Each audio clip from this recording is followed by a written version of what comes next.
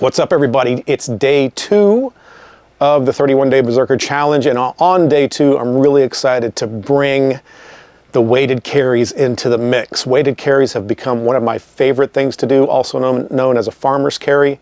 And a lot of people think, if they don't have experience with farmer's carries or weighted carries from the outside looking in, many think, well, what does that do? Big deal, you're just picking up some weight and walking with it.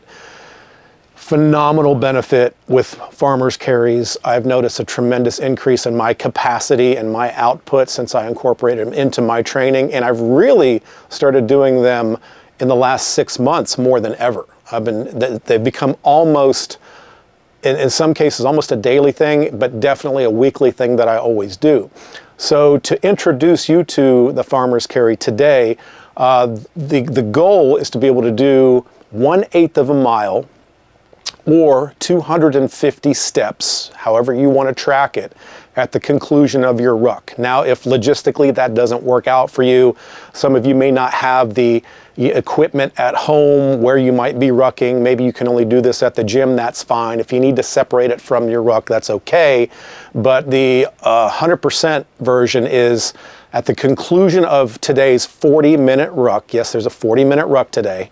You're going to grab roughly half of your body weight, preferably, in 2 hands, and you're going to carry that weight with intention for 1/8 of a mile or 250 steps. Some of you may want to track 1/8 of a mile on your watch if you can. If that's just not possible, then you can just count 250 steps. And then what I want you to do is count how many times you had to set the weight down and sort of readjust before you re-engage the weight. So if you set the weight down, 5, 6 times, make sure you keep a note of that, and we'll see how the improvement goes as we work through the challenge. Also, make note of the total amount of time that it took you to do that 1/8 of a mile or that 250 steps. This is way harder than it looks on paper, way harder than it sounds, me telling it to you. You just have to experience it. Now, I have 2 GoRuck jerry can sandbags. That's my favorite apparatus that I use. I keep a pair at home, so when I finish my ruck, I'll have them setting out, at the edge of the driveway, or if I go out to some trails, I'll have them sitting in the back of my vehicle. So when I get back from the conclusion of that ruck, it's sort of a ceremonial thing with me. I'll grab those 2 heavy jerry can sandbags. Sometimes I'll do the 1/8 of a mile ruck. Sometimes, I'll do that 1/8 of a mile in and out and back. Sometimes I'll just break it up into sets. I might do 25 paces out, 25 paces back, and do that for 4 or 5 sets. And that's just the way I like to finish my rucks, because it really does build some serious capacity when you add this in.